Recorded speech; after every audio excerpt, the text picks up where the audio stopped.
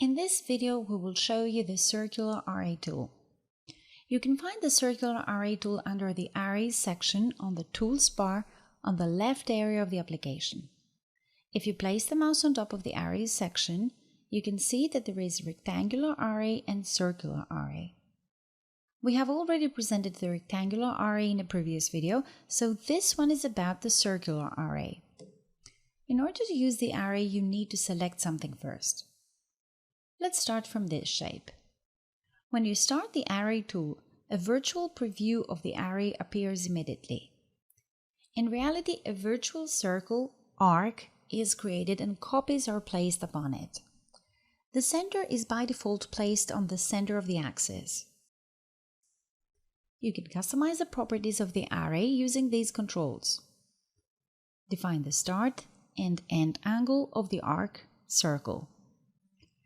If the start and the end angle are the same, a full circle is created. Now define the number of copies that will be placed upon the arc. The step angle automatically changes according to the number of copies defined.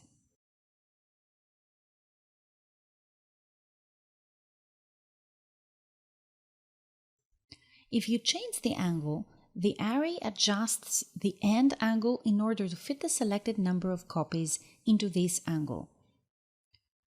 Using this checkbox, you can select if you want the circular array to be created clockwise or anti-clockwise. Enable this option to mark the copies of the original object as clones. At the end of this demonstration, cloned objects will be presented with an example. Finally, using contour steps, you can select the number of the added contour lines.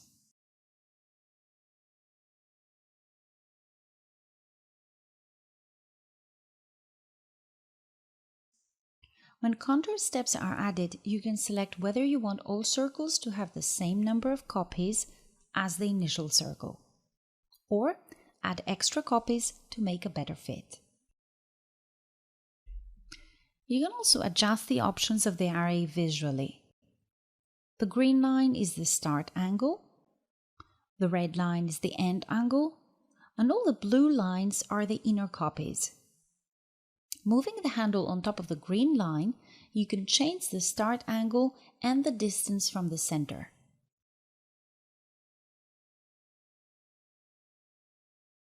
Using this handle, you can create interesting rotated variations.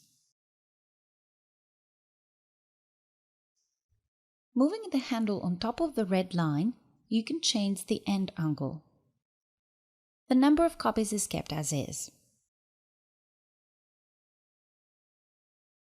If you move any of the inner lines, the step angle is adjusted and the end angle is updated so that the defined copies fit. We can easily adjust the number of copies by using the Shift key.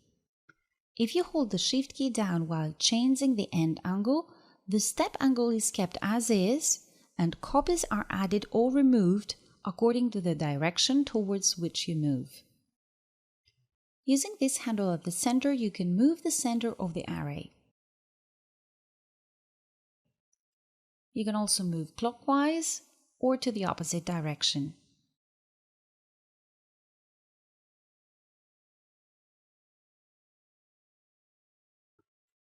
When placing the mouse on top of any control mode, action handles appear.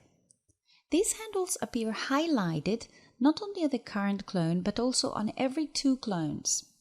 It is like an X2 pattern where for every two clones, one of them is affected. Now, press the rotate sign to rotate by 90 degrees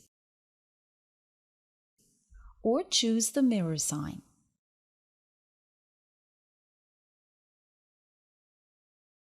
Use the handles freely to get the result you like, and when you are done, apply the array.